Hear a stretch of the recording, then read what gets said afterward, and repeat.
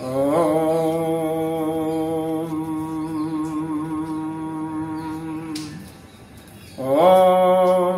सहनावतु सहनो भुनक्तु सह वीर्यं करवावहै तेजस्विनामधीतमस्तु मा विद्विषावहै।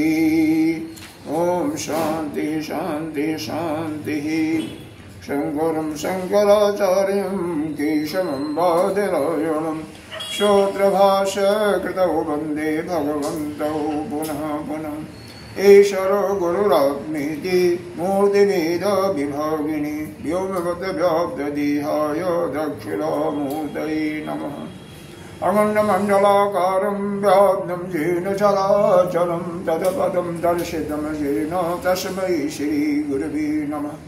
अज्ञानतिमिरान्धस्य ज्ञानाञ्जनशलाकया चक्षुरुन्मीलितं येन तस्मै श्रीगुरवे नमः। गुरुर्ब्रह्मा गुरुर्विष्णु गुरुर्देवो महेश्वरः गुरुर्साक्षात् परं ब्रह्म तस्मै श्रीगुरवे नमः। त्वमेव माता च पिता त्वमेव बन्धो च सखा त्वमेव वेद्या द्रविणं त्वमेव सर्वं मम देव। गजाननं भूतगणाधिसेवितं कपितजम्बो फलचारुभक्षणम् उमासुतं शोकविनाशकारकं नमामि विघ्नेश्वरपादपङ्कजम्।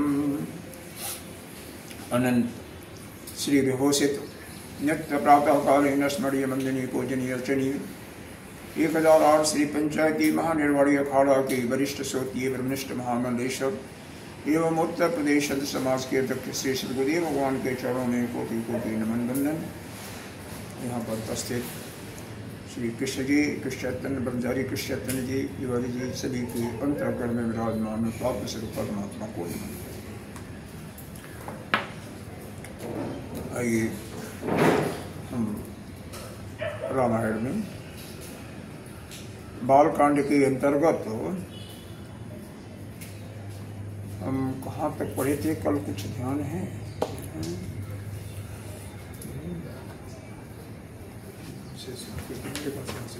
चलिए पढ़ते हैं 5वीं चौपाई के आगे से। 1 मिनट पहले हम भी तो खोल लें। खोल लीजिए खोल लीजिए। श्री राम जय राम। ये ले लो। दोहा नंबर इसमें अर्थ भी है ना? यह 5वें दोहा से आगे पढ़ रहे हैं। वैसे इसमें से कुछ हुआ था 5वें दोहा के आगे।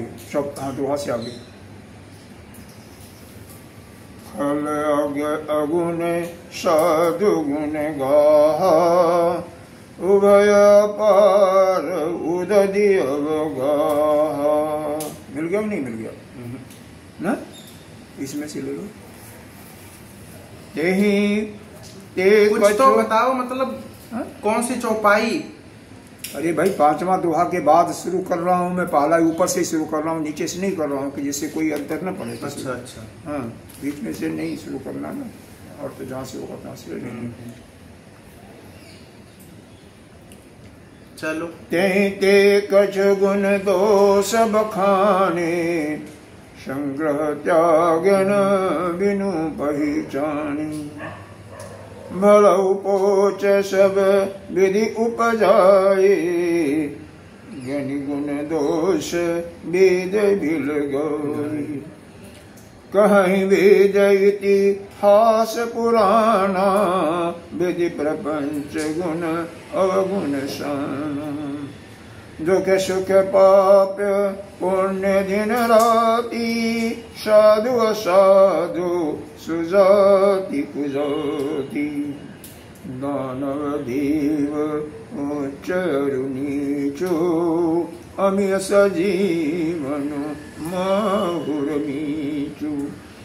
माया ब्रह्म जीव जगदीशा लक्ष्य लक्ष्य रंग अवनीशा।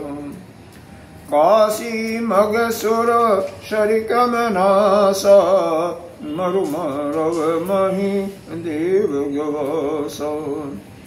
सरग नरकयन राग विरागा निगम गम गुण दोष विभाग जड़ चेतन गुण दोषमय विष न करतार संत हंस गुण गहि पय परिहर बारी विकार। दोहा नंबर आए तब बताना। हा? जब दोहा आए तब बताना। यही छठा दोहा था अभी जो पढ़ा मैंने। जड़ चेतन गुण दोष में विष की न करतार संत हंस गुण गहि पय परिहर बारी विकार। हमने इसके ऊपर कुछ दोहे में हुआ था, चौपाई हुआ था, कुछ रह गया था, तो हम यहाँ से अर्थ लेते हैं इसको। माया या संत और असंत के चरित्र का वर्णन है कि संत कैसे होते हैं, असंत कैसे होते हैं, उसी का वर्णन चल रहा। तो कह रहे हैं माया ब्रह्म, एक तीसरी चौपाई पर से लेते हैं। माया ब्रह्म जीव जगदीशा। कहाँ पढ़ रहे हो? अरे भाई इसको अर्थ तो करेंगे नहीं करेंगे, तो उसके ऊपर वाला जो छूटा हुआ था नहीं करेंगे, उसको छोड़ देंगे। नहीं, ये दोहा पढ़े जड़ चेतन गुण दोष। हाँ, इसके ऊपर जो पढ़ा है मैंने, पहले जो पढ़ा है ऊपर चपाइया, उसमें से कुछ छूटा हुआ। हाँ, अंत में कुछ छोड़ दिया था आपने, हमने इसीलिए पूरा करना चाहते हैं जिसे बाद में कोई दिक्कत ना। माया ब्रह्म जीव जगदीशा लक्ष्य लक्ष्य रंग निशा। माया, माया को सभी जानते हैं। तो यह ब्रह्म की जो माया है उसी में जीव भी है और जगदीश भी है, या सबको ले लीजिए साथ में। लक्ष्य कहते हैं लक्ष्मी जी को। थोड़ा सा यहाँ पर देहाती भाषा है तो थोड़ा उस भाषा में थोड़ा सा अंतर आ जाता है। अलक्ष्य मतलब लक्ष्मी के अतिरिक्त जो होता है, क्या होता है? दरिद्रता। रंग अवनीशा, इसी को लिखा भी चाहे गरीब हो या अवनीशा कहते हैं राजा को। तो यह जो माया का जो यह वास्तव में यह जो माया ही है, किसकी माया है? उसी ब्रह्म की माया है। तो उसी के अंतर्गत हमको जीव भी नजर आता है, जगदीश ईश्वर भी नजर आता है, क्योंकि जीव ईश्वर जगत सब कुछ माया के ही अंदर है। अंतर यही है कि ईश्वर माया को ले करके है, माया को अपने वशीभूत करके है, और जीव माया से बुला हुआ है, या विद्या कहिए उसको। लक्ष्य लक्ष्मी, तो कोई धनी है उसी में जीव में और कोई गरीब है। अलक्ष्मी, जिसके साथ लक्ष्मी उसके पास नहीं आती। कोई रंक है, गरीब है बिल्कुल, और कोई राजा बन जाता है। अरे और क्या कहा जाए, यह सब माया का ही प्रभाव है। अगर कर्म सिद्धांत को लेंगे तो कर्म सिद्धांत के अनुसार यह कहा जाता है कि जैसा उसने पिछले जन्म में कर्म किया था उसके अनुसार वह गरीब है, धनी है, राजा है, या लक्ष्मी से युक्त है या नहीं, या जीव है या जगदीश है। क्योंकि देवता लोग भी कैसे बनते हैं? पिछले जन्म में जो पुण्य करते हैं उसी के प्रताप से देवता भी बनते हैं। तो सब कुछ जो है माया का ही खेल है, इसी माया का ही वर्णन किया जा रहा है। तो इसके अंतर्गत फिर आगे बताते हैं, जैसे दृष्टांत देते हैं काशी। काशी का नाम सभी जानते होंगे। काशी मगसुर शरि कर्मनाशा। काशी के एक तरफ तो गंगा जी, सुरसर कहते हैं, गंगा जी बहती है, और वहीं थोड़ी दूर पर उसी के साथ में एक कर्मनाशा नामक नदी बहती है। कर्मनाशा में कोई स्नान कर ले तो वह बिल्कुल कैसा हो जाए? पाप से भर जाए, मतलब वह उसका शरीर ही बिल्कुल वो हो जाए। कई बार पार करना होता तो वहाँ पर कुछ होते हैं, किसी को अपने कंधे पर चढ़ा करके पार कराते हैं। कर्मनाशा नदी है। ऐसा है, जब वो विश्वामित्र ने सृष्टि बनाया था तो उसी सृष्टि से जब उल्टा लटका दिया था, क्योंकि उधर देवताओं ने तो भाई किसी को नहीं आने देंगे ना, क्योंकि सशरीर कोई भी इस कलयुग में ऊपर नहीं जा सकता है। सशरीर किसी को जाने का वही नहीं है। हाँ, शरीर छोड़ने के बाद कोई भी जा सकता है स्वर्ग में। लेकिन एक अयोध्या के ही राजा थे जिन्होंने पहले तो वशिष्ठ जी से प्रार्थना किया कि हम शरीर जाना चाहते हैं। वशिष्ठ जी ने मना किया, ऐसा कोई नियम नहीं है। उनके पुत्र से कहा, उसने भी मना कर दिया। लेकिन विश्वामित्र और वशिष्ठ में क्योंकि आपस में द्वंद्व चल रहा था, शुरू से ही दो विद्वानों के बीच में चलता है, दो वशिष्ठ और विद्यामित्र। हाँ, ये नहीं सुने हो क्या करें? सुनिए हो, बस वही बात है। तो विश्वामित्र ने कहा कि जो वशिष्ठ नहीं कर सकते हैं वो विश्वामित्र करेगा। भाई जो वो नहीं कर सकते हैं, क्योंकि हर एक को अपने शिष्य बनाने हैं, तो शिष्य कैसे बनते हैं? दूसरा महात्मा नहीं कर पाया तो उसको वो कर देते हैं। तो उन्होंने उसके लिए कहा ठीक है, स्वर्ग का निर्माण करेंगे।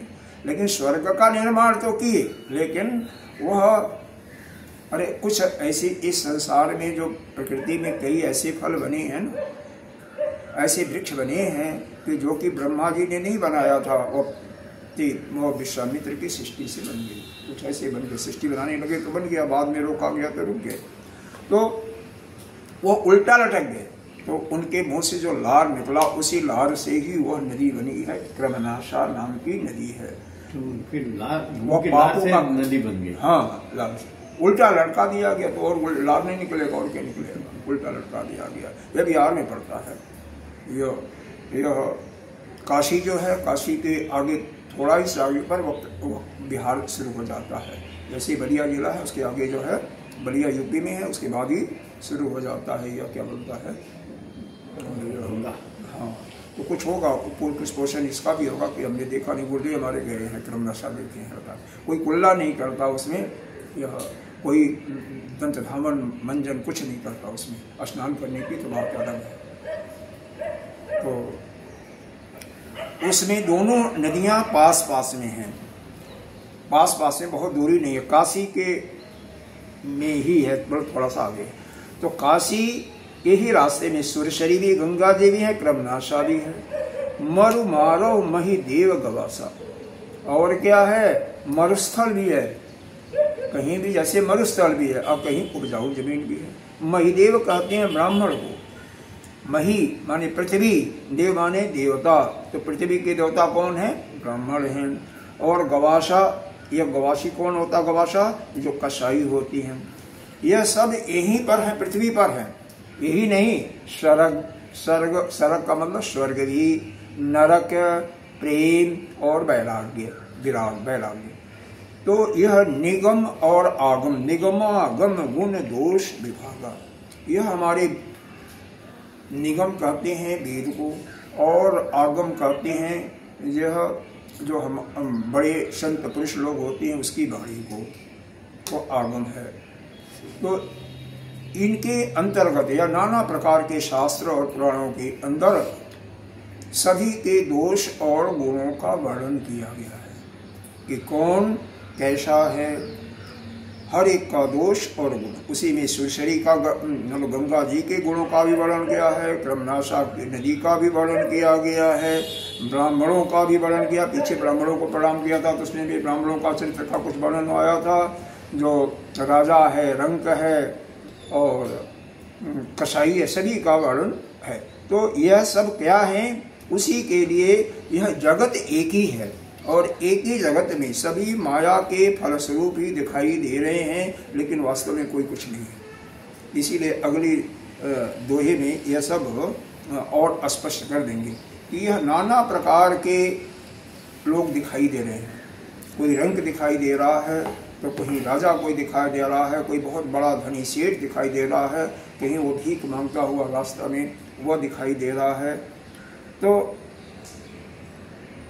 आगे क्या कह रहे हैं? जड़ चेतन गुण दोषमय, जड़ चेतन गुण दोषमय, विश्व कीन करता, विश्व कीन करता, संत हंस गुण गहई पे, संत हंस गुण गहरी पे, हरिहर बारी विकार, परिवरी बारी विकार। यह जड़ और चेतन इस पूरी सृष्टि में मिला हुआ है।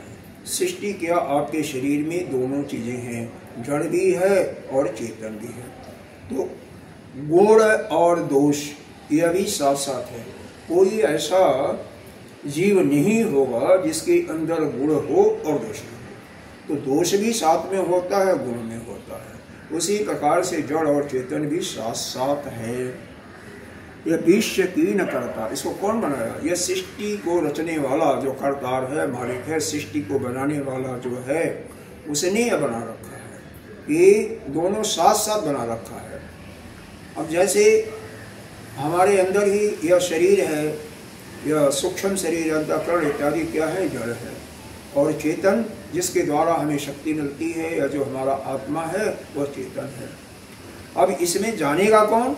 वही कहते हैं निचली वाली लाइन में, संत हंस गुण गहई पयो। जैसे हंस जो है पानी और जल दोनों को मिला दो तो दूध, अरे जल और दूध को मिला दो तो दूध को पी जाएगा, और फिर क्या करेगा? परिहर बार विकार, विकार जो है पानी को छोड़ देगा। उसी प्रकार से संत जो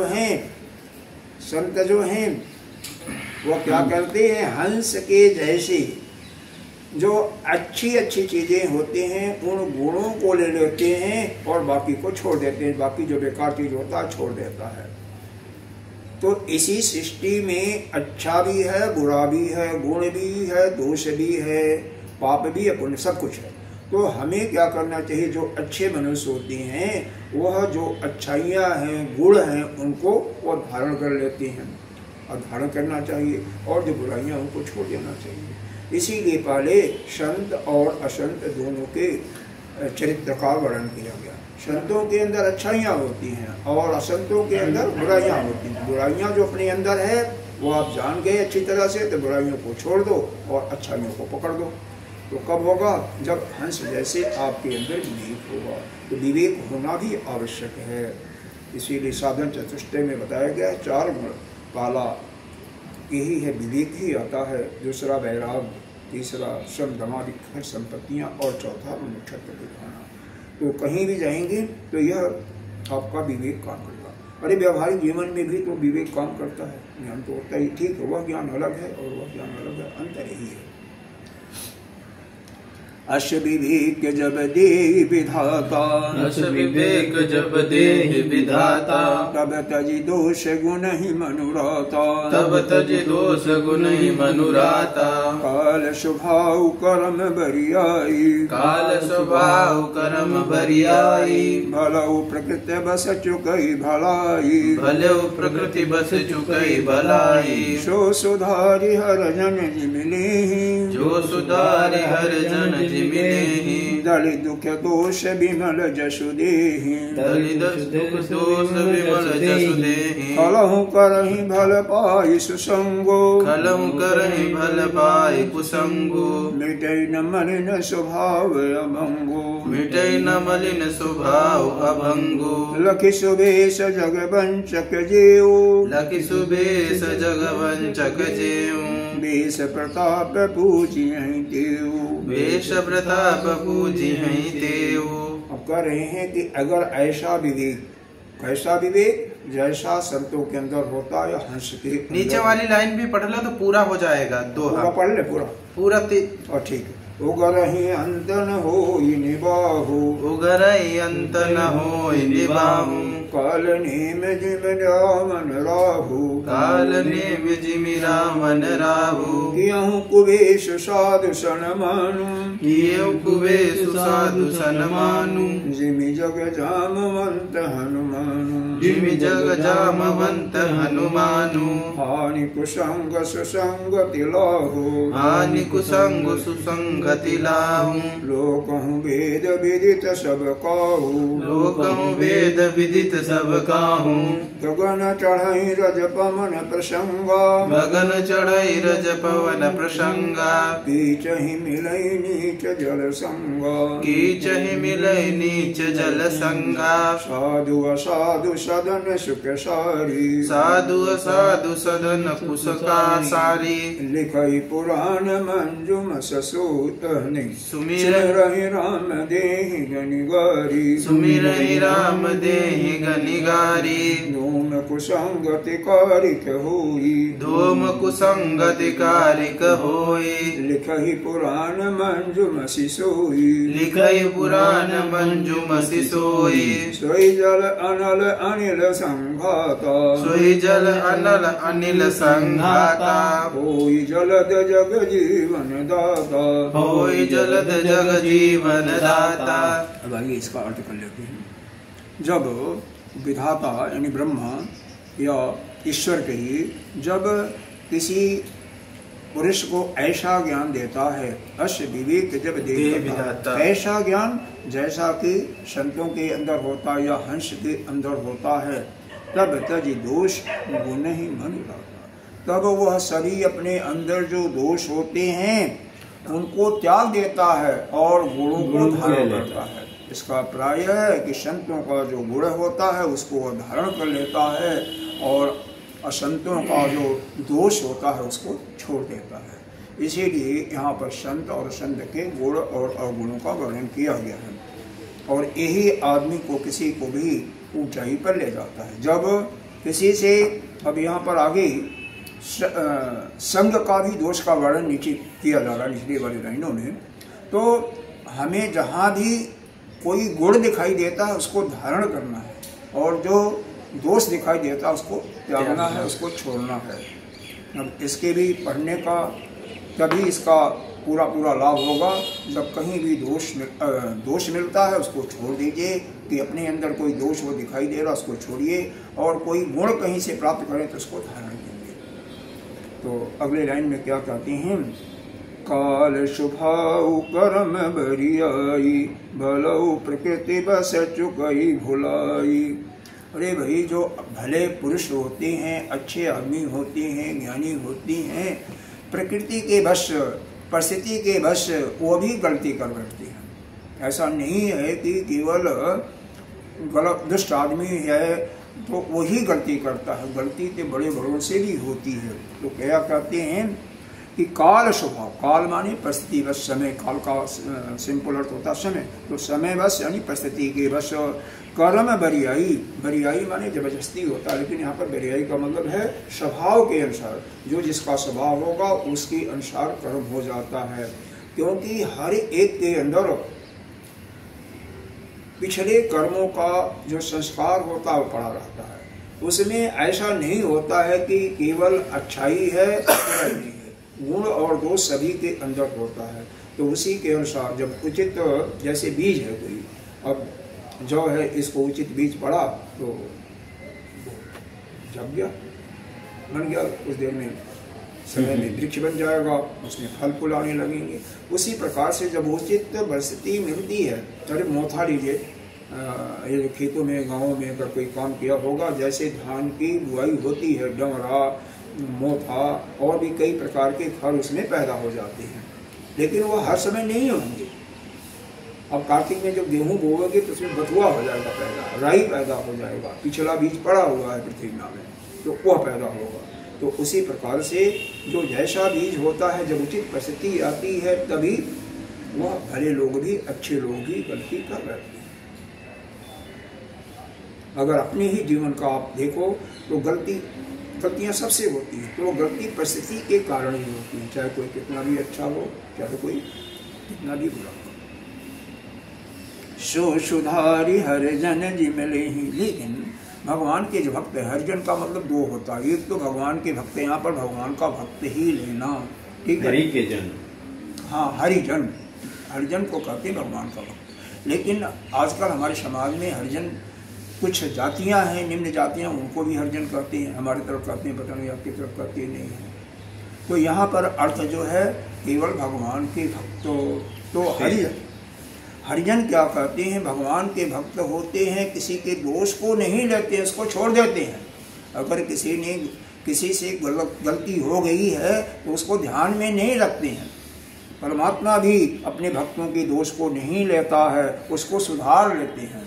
और क्या, दलि दुख दोष विमूल विमल जशु देहि, उसके दोष को निकाल लेते हैं, दोष के फलस्वरूप जो दुख होता है उसको हरण करके उसको विमल सुंदर जस को प्रदान करते हैं। इसीलिए कहा जाता है कि वह परमात्मा का जो भक्त होता है वह परमात्मा अपने भक्तों का हजारों दोष छोड़ देता, उसको ध्यान में लेता ही नहीं। उसी प्रकार से जो सन्यासी हैं, संत हैं, वह भी अगर कोई गलती करता है, परिस्थितिवश भी कर दिया, तो भी उसके दोष को नहीं गिनते हैं, बल्कि उसके दोष को दूर करके, उसको दोष को उसमें से निकाल करके उसके जस को फैलाती हैं, सुंदर जस उसका वर्णन करती हैं।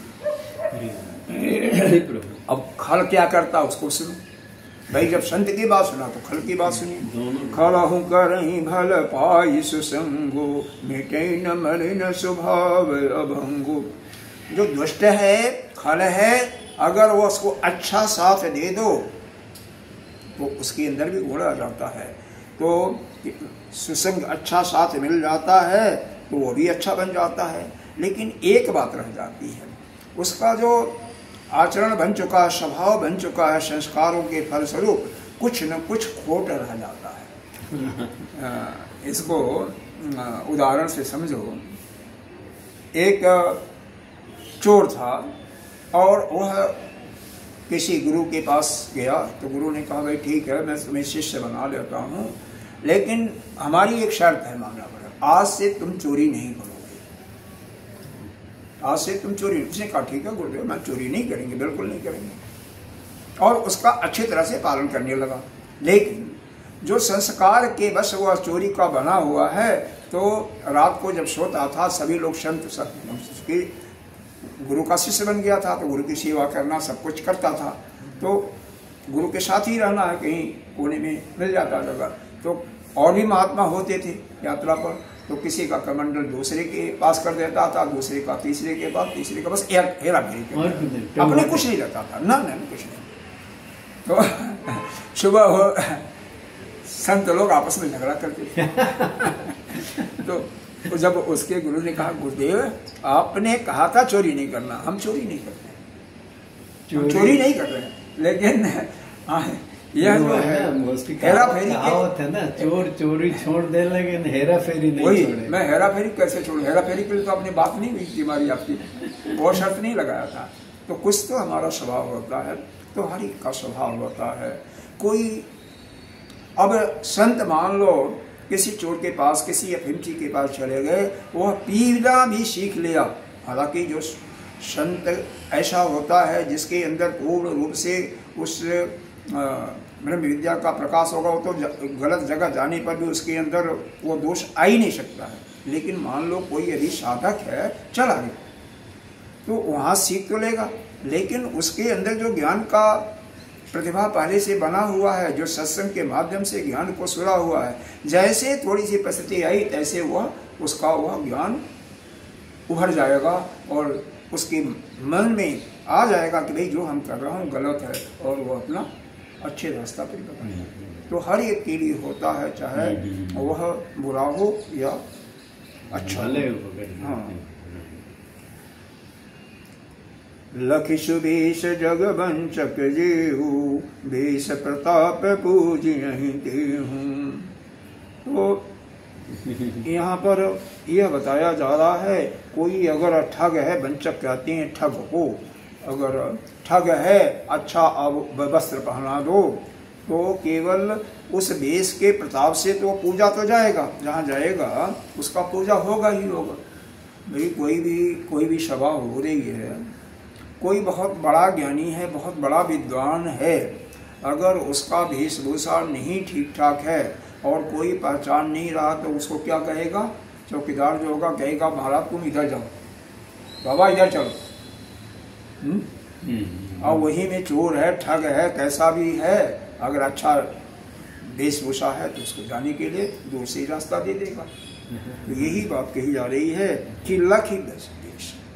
अरे एक घटना मेरे को याद गई, अमेरिका का एक बहुत बड़े विद्वान थे और अमेरिका के मंत्रिमंडल में भी थे, तो उनके कहीं स्वागत होना था। स्वागत होता है बड़े बड़े लोगों का, कहीं कोई जो ऑर्गेनाइजेशंस वगैरह होती हैं ना, कोई जैसे यह वैश्य समाज है आपके भारतवर्ष में, कहीं ब्राह्मण समाज है, कहीं क्षत्रिय समाज है, कहीं जैन समाज है, तो यह समय समय पर अच्छे लोगों को जो मंत्री होते हैं, विद्वान होते हैं, सेठ होते हैं, उनको बुला करके उनका स्वागत करते हैं। ये देखा होगा, जानते हो? हाँ, सोसाइटी में भी आपको किसी बड़े को बुला करके स्वागत करते हैं। हाँ, कुछ स्वागत कर देते हैं, 2 लाइन उनके विषय में बोल देते हैं। तो वह महात्मा जो थे जा रहे थे तो कीचड़ में कोई गिर गया था, कोई जानवर था गिर गया था कीचड़ में। कीचड़ जानते हैं? जहाँ पर धूल जो है जल और धूल मिल जाता है नीचे, जमीन के नीचे, तो उसमें क्या होता है, कीचड़ बन जाता है। तो उसको बेचारे को निकाले और निकाल करके पेट थपा करके उसको दे दिए, उसका हो गया। लेकिन अपना कपड़ा तो सारा खराब हो गया। और उसी कपड़े में जब जाते हैं उस सभा मंडली में, तो वो जो गेट कीपर्स होते हैं वो उनको भगा देते हैं, अरे महाराज यहाँ पर आपका स्थान नहीं है, आने वाले हैं। हाँ, यह तो यहाँ पर तो फला का स्वागत समारोह हो रहा है, तो आप नहीं जा सकते हैं। और जबकि वही आदमी कि कैसे कहें कि मैं ही हूँ। तो जाते हैं, कहीं व्यवस्था किया होगा या गाड़ी में रखा होगा अपना सामान वगैरह, कपड़ा बदल करके फिर आते हैं, फिर जाते हैं। तो जब उनका स्वागत करना शुरू हो जाता है तो उन्होंने हाथ जोड़ लिया कि भाई स्वागत आप यहाँ पर मैंने देखा, अनुभव किया कि स्वागत जो है कपड़ों की पूजा करते हो, तो पूजा कर लो, मेरी पूजा, मेरा स्वागत मत करो। साफ मत दिए। अब यह नहीं बताया कि ऐसे मेरे साथ हुआ था, लेकिन और यह जो संसार है ना, जो अच्छा ठाट बाट से होता है उसी का स्वागत करते हैं। कोई कितना भी विद्वान हो, कितना बड़ा संत हो, अगर उसका वेशभूषा ठीक नहीं है तो उसको लोग दूर से ही हे की दृष्टि से देखते हैं। तो उसी चीज को कहा गया है यहाँ पर। लक्ष्य सुरेश। हाँ, सुबेश। सुबेश माने अच्छा कपड़ा। कपड़ा इस जग में, संसार में वंचक और ठग भी है। अगर अच्छे कपड़ा से सज धज गया तो उस देश के कारण से, उस वेशभूषा के कारण से वह जहाँ भी जाता है पूजा करता है। सीधी बात। उगरहि अंत नहु ही निबहु, कालनि में जीवन रामन रहूं। देखो, कह रहे हैं कि यह कालनेमी एक राक्षस था। यह रावण का भेजा हुआ एक था। हनुमान जी जा रहे थे जब संजीवनी बूटी को लेने के लिए, लक्ष्मण जी जब मूर्छित पड़े थे तो उनके लिए सुखीन वैद्य थे लंका में, उनको लाए थे। तो उन्होंने कहा था कि भाई कोई अगर संजीवनी बूटी ला सकता है और सूर्योदय के पहले, तब तो लक्ष्मण जी जिंदा हो जाएंगे, नहीं तो नहीं। तो वह कालनेमी को कौन पहचानने वाला था? हनुमान जी ने पहचान लिया। हाँ, कालनेमी को हनुमान जी ने पहचान लिया। और रावण को किसने पहचाना? माता जगदम्बा ने पहचान लिया। जब वो हर करके लेगा उसको पहचान लिया। राहु को पहचानने वाला कौन है? चंद्रमा और सूर्य ने पहचान लिया। तो मतलब ऐसा है कि जो अच्छे लोग होते हैं वह दुष्टों को किसी भी देश में आए उनको पहचान लेते हैं। जैसे कालनेमी तो संत बना हुआ था और हनुमान जी को कुछ समय के लिए उनका समय भी नुकसान किया कि वो भगवान राम का कथा सुनाने लगा, क्योंकि वह जानता था कि हनुमान जी को अगर कहीं भगवान राम की कथा हो रही है तो वहाँ पर रुक जाएंगे। और उसका मुख्य प्रयोजन था रावण के अनुसार कि जितना देर रुक सकते हो उतना देर हनुमान को रोक दो, जिससे संजीवनी बूटी सुबह तक, प्रातः काल तक वो न लगाने। लेकिन जब हनुमान जी को मालूम हुआ, कहते हैं जल में जाते हैं, वहीं पर नदी में जाते हैं तो वहाँ पर उनको नदी की अधिष्ठाता देवी कही, वो बताती हैं किसी न किसी रूप में कि ऐसी ऐसी बातें हैं। तो उसको जा करके एक मुक्का मारते हैं और राक्षस में सभा में आ जाता है और वहाँ पर उसको कहते हैं मैं तुम्हें सत्संग सुनाता हूँ। सत्संग हनुमान जी का मुक्का था। ऐसे ही रावण देश बदल करके आया था, लेकिन माता जानकी ने पहचान लिया था। और राहु को भी सूर्य और चंद्र के बीच में अमृत का पान कर रहा था, लेकिन फिर भी उसको पहचान लिए थे। तो एक कह रहे हैं उघरहि अंत नहु ही निबाहु। मतलब अंत न हो, मतलब किसी चीज का, जैसे कहते हैं यह आंख की पलके उघरे, एक देहाती भाषा में शब्द है, नेत्र को उघार करके देखो, वो खोल लो तो देखो, उसको उघरे कहते हैं। तो बिना उसको उघारे हुए कोई संसार में नहीं होगा। उसी प्रकार से कोई चीज आपको दृष्टिगोचर नहीं होगा। तो किसी चीज का अंत बिना ठीक ठीक जाने हुए, जैसे हम नेत्र से किसी को चीज को जान लेते हैं, पहचान लेते हैं, तभी जाकर के उसके गुण और दोष हमें मालूम होता है। उसी प्रकार से यह जो संसार है उसमें निबाहु का मतलब उसमें गुजारा किसी का और या उसका जीवन यापन तभी हो सकता है जब अपनी खुली आंखों से संसार को जान जाता है, देख लेता है। जैसे दृष्टांत दे दिया गया कालनेमी रावण, और वह कौन कर सकता है? जो संत होते हैं, जो ज्ञानी होते हैं, वही जान सकते हैं।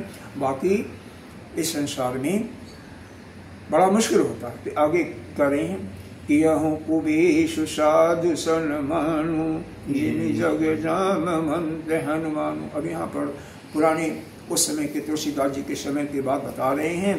तो अगर यहाँ पर यह बता रहे हैं कि साधु जो है, संत जो है, अगर उसका कपड़ा भी ठीक नहीं है तो भी उसका सम्मान होता है। कैसे?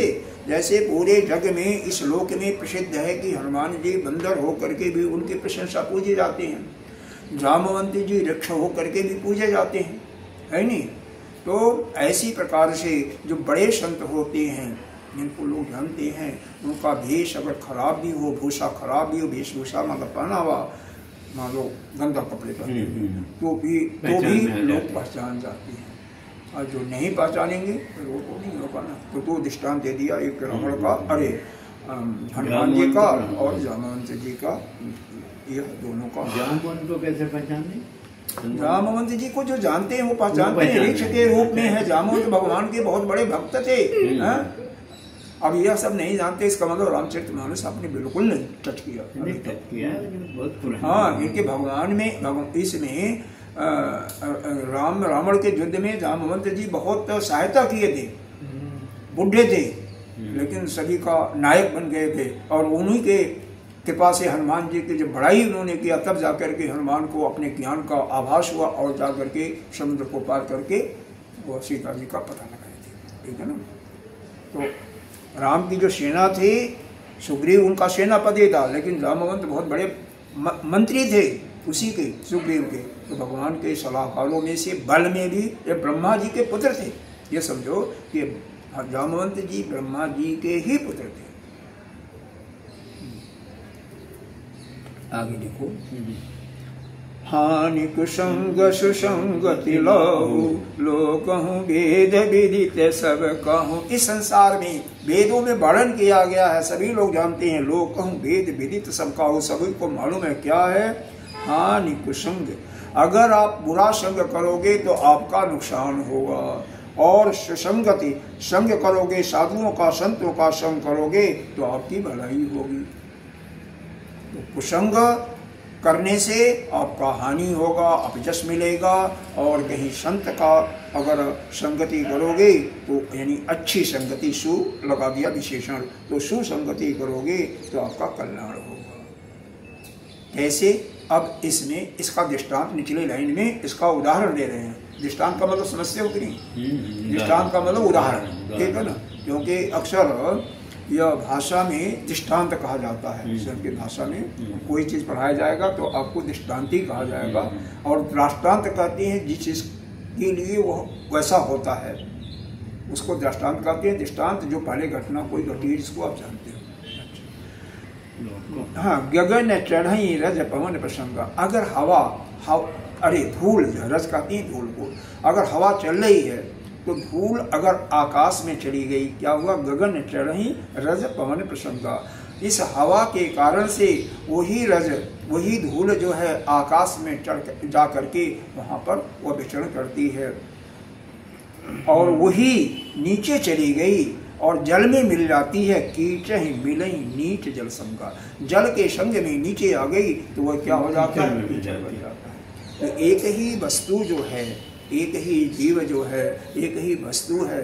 जब अच्छे का कोई जीव है, अच्छे लोगों का साथ किया तो उसकी प्रशंसा होगी, चारों तरफ उसका जस होगा, और बुरे का साथ हो गया तो वह उसकी निंदा होगी, उसका हानि होगा। इसीलिए कभी भी भूल करके भी जब आपको मालूम हो जाए कि भाई इसका स्वभाव तो नीच का है, तो उसका साथ कभी नहीं करना चाहिए।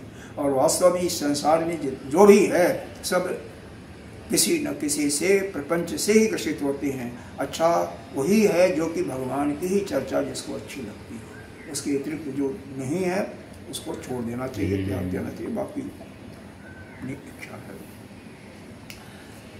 साधु असाधु सदन सुख सारी, समिरहि राम देहि ज्ञान गारी। कहते हैं साधु असाधु का वर्णन कर रहे हैं कि एक तोता मैना है, अगर एक ही से दो तोता पैदा हुए और उन तोताओं को दो आदमी खरीदा के बचपन में ही ले गए, एक तो ले गया जो भगवान का भक्त था, एक दुष्ट ले गया और एक दुष्ट ले गया, कसाई ले गया, एक गाली देगा, एक ज्ञानी ले गया। तो ज्ञानी वाला तो वो जो कहेगा वो राम राम कहेगा, राधे श्याम करेगा, जो वहां पर सुन रहा हुआ बनेगा। दुष्ट वाला गाली देगा, कुसंग में पड़ गया मारो काटो कहेगा। जो कसाई के घर चला जाएगा, दुष्ट के घर चला जाएगा, तो यही देगा, गाली देगा ना, गाली देगा। वही गनगारी। हाँ वही कर रहे हैं, एक राम का सुमिरन करेगा, दूसरा गाली ये ही गनगारी, दूसरा जो है गाली देगा। तो यह इसका तात्पर्य यह है कि अगर एक ही माता पिता के दो बच्चे हैं, उनको एक को अच्छे संगति में दे दिया, अच्छे स्कूल में आपने पढ़ाया, तो उसका चरित्र पूरे जगत में प्रकाशित होगा। और एक को कहीं बुरे स्कूल में, एक स्कूल भी तो आजकल हर प्रकार के होते हैं, एक तो होता है जहाँ बच्चों को मैला कुचैला कैसे आते हैं उन पर ध्यान नहीं दिया जाता है, और एक स्कूल ऐसा भी होता है कि उनके वेशभूषा पर, उनके बोलचाल पर भी ध्यान दिया जाता है। इसका बाद में मैं बताऊंगा कि देहात में लड़के जो होते हैं ठीक से बात नहीं कर पाते शहर में आकर के, और उनके लिए जो अच्छी कंपनियां होती हैं ना, उनकी ट्रेनिंग बढ़ा दिया जाता है, उनको बोलना सिखा, कैसे बात करना, किसको यह भी सिखाया जाता है। मैं बताऊंगा बाद में। ऐसा यहाँ पर ठीक नहीं है, क्योंकि इसको समाप्ति भी करना जितना अच्छी ज़्यादा हो जाए। तो दूसरा दृष्टांत दे रहे हैं कि हो सकता है आपको ये समझ में नहीं आया हो, तो दूसरा दृष्टांत दे रहे हैं। 3 दृष्टांत हो गया, एक तो धूल का हो गया, ऊपर गया तो उसका प्रकाश हो गया, और नीचे गया तो कीचड़ बन गया। दूसरा दिया कि सुग्गे का, तोता मैना का। फिर एक दिया धुएं का दिया, तीसरा दृष्टांत धुएं का। धूम कुसंगति कारिक होई, लिखई पुराण मंजू मसी सोई। धुएं से ही कालिक होता है, और धुआं अगर लकड़ी जला रहे हो, धुआं हुआ तो धुआं कहीं दीवार पर चमक जाएगा तो कालिक के रूप में हो जाएगा। और उसी कालिक का अगर आपने स्याही बना लिया, मसी, पहले मसी कहते थे, मसी आप लोग नहीं जानते हो, आप लोग नहीं जानते होंगे, ये जानते होंगे अगर गांव में पढ़े होंगे तो मसी कहते थे, स्याही कहते थे दूसरा नाम। तो अब चूंकि अभी गांव में नहीं पढ़े, यहाँ पढ़े होंगे तो बोल भर गए हैं तो बात अलग है, लेकिन उसी को मसी, ये देहाती भाषा में, और आप लोगों के भाषा ही है उधर की है, मतलब चित्रकूट में बहुत अंतर नहीं है, तो वहीं की भाषा है। तो अवधी भाषा इसको कहते हैं, थोड़ा सा अंतर पड़ जाता है क्योंकि आपके यहाँ मसी, तो वह मसी का वही अगर शाही बना लिया, मसी बना लिया, शाही कहिए इसको, जो समझ जाएंगे सभी लोग, तो शाही बना करके उसी से वेद पुराण अच्छे अच्छे ग्रंथ लिखे जाते हैं। तो वही कालिक है जो कि एक सदुपयोग में आती है, और वही कालिक जो है गंदगी के रूप में, वही चीजों का यहाँ पर वर्णन। अभी इन्होंने दृष्टांत देना बंद नहीं किया। सोई जल, दूसरा दृष्टांत देखिए, सोई जल अनल अनिल संघाता, हो ही जल दे जग जीवन दाता। वही जल, वही समुद्र का जल है। अनल, अग्नि, अनिल, वायु, इन दोनों के संयोग से, अग्नि और वायु के संयोग से, अग्नि को गर्म किया भाप बना, और वायु का संयोग हुआ, या सूर्य के प्रकाश से समुद्र से सोखा, कहीं बादल, संघात कहते हैं बादल को, यहाँ पर बादल बन करके क्या करता है, हो ही जल जग जीवन, जल मन पानी बरसता है, और संसार के हम लोग का जीवन यापन चलता है। अब आगे देखिए, ये दोहा है, दोहा है, ये 4 दोहे हैं, कुछ साधु को एक साथ पढ़ लेते हैं। ग्राभेशज जल पवन पट ग्राभेशज जल पवन पट पाहि कुजोग सुयोग पाहि कुजोग सुजोग होहि कुवस्तु सुवस्तु जग होहि कुवस्तु सुवस्तु जग लखहि सुलक्षण लोक लखहि सुलक्षण लोक सम प्रकाश तम पाक दुहु सम प्रकाश तम पाक दुहु नाम भेद विधि के नाम भेद विधि की शशि शोषक पोषक समुझे शशि शोषक पोषक समुझे जग जस अपजस दी जग जस अपजस दीन जड़ चेतन जग जीव जत जड़ चेतन जग जीव जत सकल राम मैं जान सकल राम मैं जान बंदौ सबके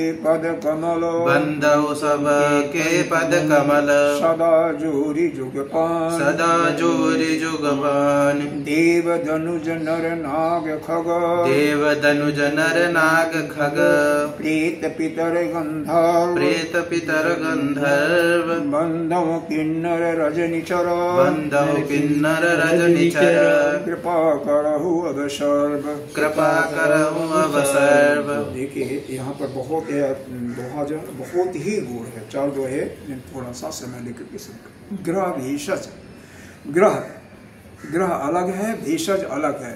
अब ग्रह के लिए चूंकि आप लोग इसको पढ़े नहीं है, लेकिन फिर भी थोड़ा थोड़ा समझ लो। ग्रह जब है वही, जब इतना जानते हो कि बृहस्पति शुक्र अच्छे ग्रह माने जाते हैं, दोनों ब्राह्मण माने जाते हैं, तो जब यह केंद्र में होती हैं किसी के केवा में, कुंडली में, तो बहुत अच्छा फल देते हैं। चंद्रमा कहीं केंद्र में इनके आ जाता है बृहस्पति के, बहुत बड़ा सुंदर योग बनाता है। वही जब बुरे हाउस में चले जाते हैं, 8वें में, 6ठे में, 6वां रोग का घर है, 8वां मृत्यु का है, 12वां हॉस्पिटल इत्यादि है, तो वो बुरा करती हैं, अच्छा फल नहीं देती हैं। मतलब संग से ही कोई भी ग्रह है, राहु है वो भी अच्छा फल देता है, शनि है वो भी किसी के लिए जो कारक हो जाता है और किसी के लिए वही खराब हो जाता है। तो संग के कारण ही, इतना ही समझिए एक ही वाक्य को, कि संग के कारण ही जैसा उनका कोई संग कहाँ पर, जब कोई जीव की उत्पत्ति होती है, तो जीव के उत्पत्ति के समय जो ग्रह जहाँ पर रहता है, अगर अच्छे जगह रहता है तो वह खराब ग्रह होकर के भी अच्छा फल देता है, और वही शुभ ग्रह भी खराब जगह में पड़ जाता है तो वह खराब फल देने लगता है। बस इतना समझ लीजिए एक। इसी प्रकार से अगला भेषज, भेषज का मतलब होता है दवा। ग्रह भेषज है ना, भेषज का मतलब दवा। यह याद रखना पड़ेगा, नहीं तो फिर भूल जाएगा। भेषज का मतलब दवा, वही दवा जो है। अब आपको मान लो अगर कोई रोग हुआ है और जिस चीज का रोग हुआ है उस रोग में दे दिया गया तो उसका कल्याण हुआ। अरे जहर भी है, वह भी अगर शोध करके दिया जाता है तो वो दवा का काम करती है। करती है कि नहीं करती है, इसको जानते होगे नहीं जानते। हर्रे है, शोधी जाती है गाय के मूत्र में, और वही हर्रे जो होता है पेट के लिए बहुत ही गुणकारी औषधि बन जाती है। तो एक ही दवा भी जो है अगर उसी का ठीक ठीक उपयोग किया जाता है, जैसे ग्रह का, उसको अच्छी हो जाती है, वो दवा का काम करती है, नहीं तो वही दुख का भी कारण बनती है। जल, इसी प्रकार से जल देखो, जल क्या है। अरे जल भाई किसी ने मिला दिया, जल में चीनी मिला दिया तो वह क्या हो गया, अमृत बन गया ना, पीने के लिए स्वादिष्ट हो गया। हाँ, और जल में कहीं विष मिला दिया तो जहर बन गया, जहर बन गया। वही है पवन, उसी प्रकार से हवा है, कहीं यज्ञ इत्यादि हो रहा है और हवा वहां पर जाएगी तो सुगंधी फैलाएगी, वातावरण को शुद्ध करेगी, और कहीं गंदगी कूड़ा कचरा भरा हुआ है तो वहाँ की हवा जब जाएगी तो वो भी खराब हो जाएगी। पट, पट कहते हैं तंतु को, या जो कपास से तंतु निकालते हैं, वो कपड़ा मान लो, तो वही कपड़ा भी जो है, वही कपड़ा कोई अच्छा कपड़ा बनता है, इसी तंतु के अच्छे अच्छे बहुत कपड़े भी बनते हैं और खराब से खराब कपड़े बनते हैं। इसी प्रकार से पाई कुजोग सुजोग, इस सृष्टि में जितना भी है उनको अगर उनका संग अच्छा मिल गया तो वह अच्छे बन जाते हैं, और बुरा संग हो गया, कुजोग हो गया तो बुरे बन जाते हैं। इसी प्रकार से यहाँ पर 4-5 दृष्टांत दे करके समझाया गया। एक ग्रह का, दूसरा दवा का, तीसरा जल का, चौथा हवा का, पवन का, और पांचवा पट का यानी तंतु का। क्योंकि वही वस्त्र तंतु से बना हुआ भगवान को पहना दिया तो उसकी पूजा होती है, उसकी आरती होती है। और एक दुष्ट को पहना दिया तो दुष्ट नहीं कहाँ बन जाएगा, तो जड़ है उसका मतलब वो मारा जाएगा, उस कपड़े पर मार पड़ेगी, उसको गाली पड़ेगी नहीं पड़ेगी। और भगवान को पढ़ाए हो तो उसको आप आरती करो, पूजा करो। ग्रह हो ही कुबस्त सुबस्त जग लखई सुलक्षण लोग। इस संसार में जो अच्छे व्यक्ति हैं, सुलक्षण मतलब जो संत हैं कि ये वह क्या करते हैं, कोई कुवस्तु भी है, बुरी वस्तु भी है, बुरी चीज भी है तो उसको भी अच्छा बना देते हैं। उनका संग पाड़ करके अगर कोई चोर है तो भी अच्छा साधु हो जाता है, कोई दुष्ट है तो उसका भी दुष्टता जाती है। यही इसका मतलब कुवस्तु सुवस्तु का मतलब यही है। कुवस्तु बुरा वस्त्र, बुरा कपड़ा, सुवस्तु का मतलब सुंदर कपड़ा, तो वह सभी जीव के साथ ले सकते हैं आप। अब यहाँ पर आप लोगों के जो दिनचर्या में आती है इसको देखिए, इसको समझने का कोशिश कीजिए। सम प्रकाश तम पाक दुह, पाक कहते हैं, यह शायद आप लोग नहीं जानते होंगे, हमारे यहाँ पाक कहते थे, पक्ष को पाक कहते हैं। यह कृष्ण पक्ष है और यह शुक्ल पक्ष है, तो उसको पाक कहते थे देहात में। शायद अब तो खैर सुधर गया, देहात में ही बहुत हो गया, अंतर आ गया, लेकिन पहले पाक कहते थे। नाम भेद विधि, यह नाम के भेद के कारण से वही प्रकाश है। चंद्रमा का एक ही प्रकाश है, बराबर, सम माने बराबर प्रकाश पड़ता है। दो पक्ष महीने में बताए जाते हैं, एक कृष्ण पक्ष कहते हैं और एक को शुक्ल पक्ष कहते हैं। पाक का मतलब यहाँ पर पक्ष है, लेकिन दोनों में यह जो है चंद्रमा का प्रकाश एक समान होता। कैसे देखो, शुक्ल पक्ष में प्रथमा को चंद्रमा उदय नहीं होता है, ठीक है, तो उसमें उसका प्रकाश नील होता है। उसी प्रकार से कृष्ण पक्ष में अमावस्या को चंद्रमा का प्रकाश नहीं होता। और जब क्रमशः चंद्रमा का प्रकाश जब अमावस्या से आगे बढ़ने लगता है तो क्या होता है, वो शुक्ल पक्ष जाता है, तो वह प्रकाश धीरे धीरे बढ़ेगा, शुक्ल पक्ष में धीरे धीरे बढ़ेगा। और चंद्रमा का जब पूर्णिमा में पूर्ण प्रकाश होता है तो धीरे धीरे घटता है। तो पूरा अगर इसका गणित लगाइए तो शुक्ल पक्ष और कृष्ण पक्ष दोनों का प्रकाश बराबर बिल्कुल होता है, एक समान होता है। मतलब टोटलिटी के दृष्टि से टोटल प्रकाश जो कृष्ण पक्ष में होता है और शुक्ल पक्ष में होता है, दोनों बिल्कुल बराबर है। समझ में आ रहा ना भाई? उधर अमावस्या में 0 होता है तो उनके यहाँ प्रथमा में 0 होता है। परमेश्वर बढ़ता है इधर शुक्ल पक्ष में और उधर घटता है। तो आगे क्या बता रहे हैं, नाम भेद विधि के, नाम का भेद कैसे बना दिया, या पक्ष के कारण से एक को अच्छा नाम दे दिया, एक को शुक्ल नाम दे दिया, शुक्ल का मतलब शुभ और कृष्ण का मतलब काला, तो ऐसा नाम दे दिया, नाम के कारण से है। शशि शोषक पोषक समुझ जग जस अपजस, इसी प्रकार से यह चंद्रमा जो है, चंद्रमा अगर मान लो एक अभी यह आएगा, यह पूर्णिमा आती है, यही अश्विनी मास का ही 4-5 दिन में 6 दिन में आएगा, तो कार्तिक पूर्णिमा नहीं, अश्विनी मास की पूर्णिमा होता है। इसको शरद पूर्णिमा के नाम से जाना जाता है। अगर दवा कोई रख दो तो अमृत तुल्य हो जाता है। इसीलिए आयुर्वेद जो ग्रंथ है, आयुर्वेद के अंदर ऐसा विधान बताया गया है, कोई भी दवा है, जितनी भी जड़ी बूटियां हैं, उसको पूर्णिमा के दिन चंद्रमा के प्रकाश में रखते हैं। यहाँ पर हमारे यहाँ जो प्रचलन है, खीर बनाते हैं और चंद्रमा के प्रकाश में पूर्णिमा के दिन रख लेते हैं और उसका सेवन करते हैं। वो शरद पूर्णिमा वाला है हमारा, यहाँ अश्विनी मास यही चल रहा है। अभी ये पूर्णिमा है कि वो शरद पूर्णिमा ही है, यही शरद करते हैं। अब किसे बना लेंगे खीर?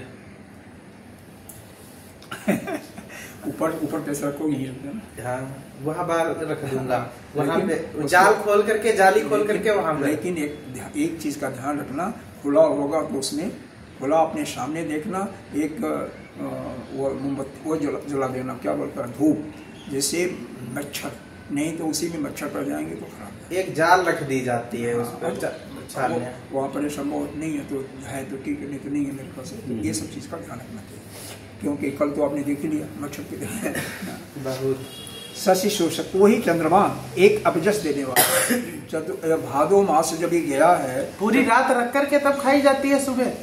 हाँ, सवेरे खाते हैं लोग, अब शाम को खा लिया तो फिर 4 घंटा 9 बजे 10 बजे तो चंद्रमा उस दिन आता है सर। पतला कपड़ा भी तो ढक सकते हैं। हाँ, मलमल कपड़ा, मलमल जो जिससे आर पार का दिखे। हाँ, बांध दिया चारों तरफ से, बांध दिया, बिल्कुल सही। अपने अच्छे विद्वान हो आप तो, हाँ ज्ञान है। शशि पोषक, पोषक समझिए जग जस अपजस, वही जो चंद्रमा जो है पोषक का, पोषण का काम करता है, अमृत बना करके दवा को हमारा पोषण करता है। और वही चंद्रमा जैसे मास का चतुर्थी का चंद्रमा होता अपजस देता है। कहते हैं उसी दिन भगवान को भी अपजस लगा था, वो मणि चोरी का श्यामंतक मणि का। अब ये सब सुने नहीं होंगे, भागवत अगर कभी सुना नहीं है, सुनना चाहिए। अरे नहीं, कुछ तो यूट्यूब में ही सुनते। शशि शोषक पोषक समुझ जग जस अपजस, इसी प्रकार से संसार में जस भी मिलता है और अपजस भी मिलता है। ठीक है, जड़ चेतन जग जीव जत सकल राम में जीत। अब जब सब कुछ इस संसार में ही है, सभी जगह अच्छा भी है बुरा भी है, तो क्या करना चाहिए? पूरी सृष्टि में जो भी वस्तु आपको दिखाई दे रही, जो जीव दिखाई दे रहा, उसको राम में जानो। यह समझो कि वही परमात्मा है, और राम परमात्मा को समझ करके उसमें चाहे जड़ है चाहे चेतन है, सभी जीव को क्या समझो? राममय परमात्मा। इसीलिए कि इसमें हमारे ही प्रभु निवास कर रहे हैं, और इसी कारण से ऐसा ही सबको राम तुल्य समझ करके बंदों सबके पद कमल सदा जोड़ी दोनों हाथों को जोड़ करके सभी को मैं प्रणाम कर रहा हूँ। चाहे वह संत है, चाहे वह असंत है, चाहे वह दुष्ट है, चाहे वह भला पुरुष है, तो सभी के प्रणाम कर रहा हूँ। क्यों? कि वह परमात्मा ही पूरी सृष्टि में कण कण में विद्यमान है। उस परमात्मा के अतिरिक्त, उस राम जो ब्रह्म स्वरूप है, उसके अतिरिक्त इस सृष्टि में कोई है नहीं, तो मैं उसी को प्रणाम कर रहा हूँ। अच्छा, आगे देखिए। देव, अब इसमें देख रहे हैं किसको किसको प्रणाम करें।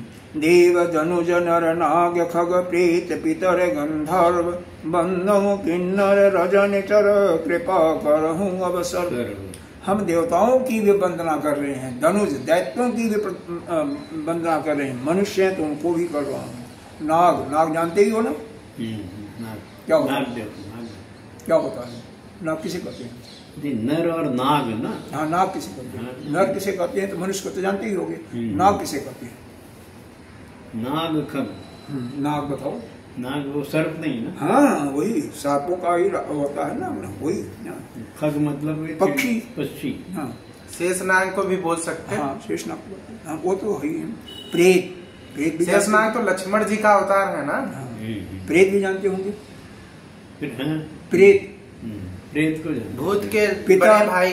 पितर भी जानते होंगे। हाँ, पितर मतलब पूर्वज। हाँ, पूर्वज। और गंधर्व, गंधर्व लोग भी आपस में। बंदों किन्नर, किन्नर जानते हो? हाँ, मतलब कौन सा किन्नर किसे कहते हैं? अरे तीसरी श्रेणी के। हाँ, कितना। अब बच्चा देखो कितना सुंदर। नहीं, इनको भी पता है सब। पता नहीं, भूल जाते हैं। क्या नाम होता है? तीसरी श्रेणी के लोग। थर्ड जेंडर, नपुंसक नहीं। हाँ, नपुंसक। रजनीचर, किन्नर नपुंसक का गुस्सा हो जाए, किन्नर तो अपने से खुद ही बोला। किन्नर से भी गुस्सा हो जाता है। किन्नर नहीं, हम बोलते हैं हम किन्नर। मुंह पे कि अब दुष्ट है तो सामने उसको दुष्ट थोड़ी ना बोल दो। रजनीचर किसे कहते हैं? रजनीचर, रात को जो चरते हैं, मतलब कौन चरता है? हाँ, रात को जो कौन चरता है? कौन चरता है? ये मच्छर नहीं। एक राक्षस चलते हैं, राक्षसों के लिए कहता, चंद्रमा के लिए भी कहा जाता है। एक अच्छा और एक बुरा। चंद्रमा रात्रि में ही उदय होता है, रात्रि जैसे समाप्त होती है। रजनीचर। और दूसरा राक्षसों का काम है दिन में सोना और राक्षस। इसीलिए गुरुदेव की कथा सुने होते तो उसे बताया जाता है जो 9 बजे तक 10 बजे तक सोते हैं ना, उनको राक्षस कहा जाता है। फुल टाइम हो गया। अच्छा, तो यही है। मुंबई में सब लोग के राक्षस है, सब लोग सब राक्षस सब लोग राक्षस है, वही राक्षस। यहाँ 2 बजे तक लोग घूमते हैं, हाँ, सुबह वही 10 बजे राक्षस तक है। चलते हैं। हम देखते हैं 2 बजे इतनी तेज कोई बाइक खींच के ले जाता है, इतनी तेज आवाज आती है, बहुत तेज से। अब देखो, अब यहाँ पर कोई भी हो, जितने होटल ठीक हैं, है, सब 2 एक बजे मिनट तक के चलते लिए, एक सेकंड के लिए, 30 सेकंड के लिए समाप्त करो अपना, बाद में करेंगे। अब ये समय हो गया, इसलिए समाप्त। हाँ जी जी जी सर। तो यह चाहे किन्नर हो, चाहे दानव हो, चाहे देवता हो, चाहे दुष्ट हो, चाहे भला मानुष हो, चाहे पुरुष हो, स्त्री हो, सभी को हम प्रणाम करते हैं। क्यों? सभी में वही परमात्मा स्थित है, सभी के शरीर में वही परमात्मा। दूसरे शब्दों में सभी में हम ही निवास करते हैं। हमारी आत्मा और सबकी आत्मा एक है, इसीलिए सबको एक समान जान करके हम प्रणाम करते हैं। जो रिजुग पानी और सभी हमें क्या करें, हमारा कल्याण करें। ये इसलिए यहाँ पे दुष्ट लोगों का प्रार्थना की है कि ये लोग आकर के विघ्न ना डाल दें, और विघ्न भी कोई आ जाए तो विघ्न पड़ जाएगा। हाँ। कर रहा हूँ कृपा, सभी हमारी कृपा करें। इसीलिए तुलसी बाबा सब पहले प्रणाम किए हैं। दास जी ने इसीलिए कहा कि भाई फिर भी विघ्न पड़ा था, लेकिन भगवान शिव जी उनको उस कृपा से, अरे वहाँ के संत मंडली था जो बड़े बड़े विद्वान थे, उन्होंने कहा था, उन्होंने इस पे बाधा पहुंचाया। देवता, दैत्य, मनुष्य, नाग, पक्षी, प्रेत, पितर, गंधर्व, किन्नर, निशाचर, सबको प्रणाम करता हूँ। तो उनके जो रामायण लिखा था, उस रामायण को कहा कि ये तो बिल्कुल बेकार। क्यों? कोई भी अच्छे लोग भी कोई नया अगर उनसे ज्यादा गुण वाला आ जाता तो उसको चाहते हैं उसकी शोभा हम पूर्णमिदं पूर्णात् पूर्णमुदच्यते पूर्णस्य पूर्णमादाय पूर्णमेवावशिष्यते। किसी को आगे नहीं बढ़ना देना।